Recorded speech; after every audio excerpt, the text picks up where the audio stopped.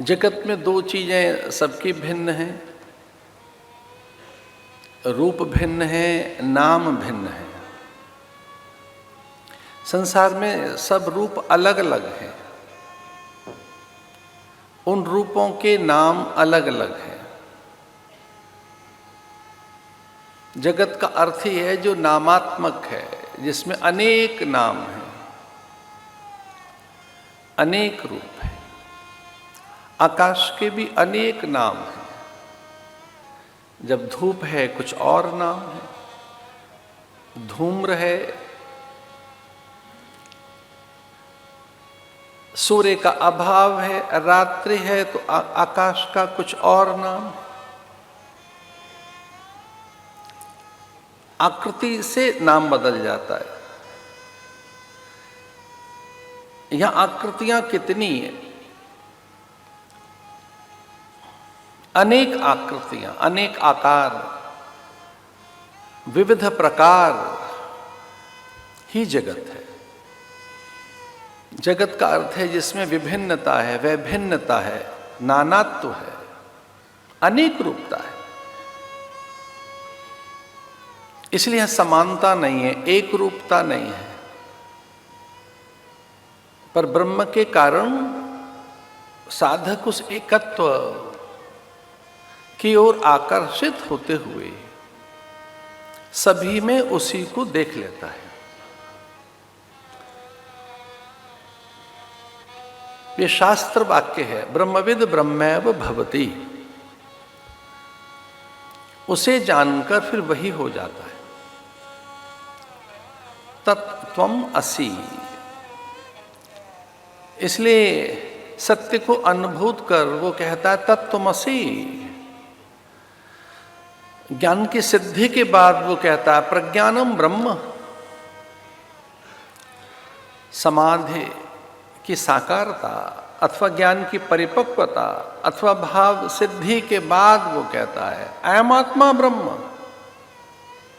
चूंकि वो ब्रह्म से, ईश्वर से भिन्न नहीं है, इसलिए साधक, विचारक, ज्ञानी, ब्रह्मवेत्ता कहते हैं अहम ब्रह्मास्मि। परम सत्य को उपलब्ध होकर जिज्ञासु जन कहते हैं, ज्ञानी जन कहते हैं चिदानंद रूपः शिवोहम शिवोहम।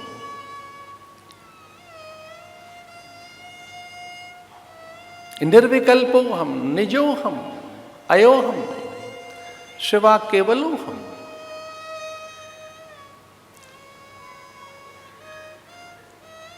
भागवत का जो फल अथवा फलादेश है, उसकी फलश्रुति है, वो यही है कि जो द्वैत है वो मिट जाता है, कोई दूजा नहीं रह जाता। जित देखूं तित श्याममयी है। ये फलादेश है। सिया राम में तो संपूर्ण जगती के नाना रूप, आकार, प्रकार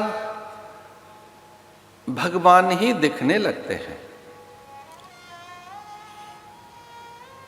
तनिक से ज्ञान से पता लग जाता है कि यंत्रों में सक्रियता विद्युत तरंगों के कारण है। एक सामान्य विचार से ये बोध हो जाता है कि जितने ये यंत्र हैं, उपकरण हैं, इन उपकरणों में ये जो ध्वनि विस्तारक है, ध्वनि प्रसारक है, ध्वनि को अग्रेसित करता है ये यंत्र, इसके मूल में विद्युत कार्य कर रही है।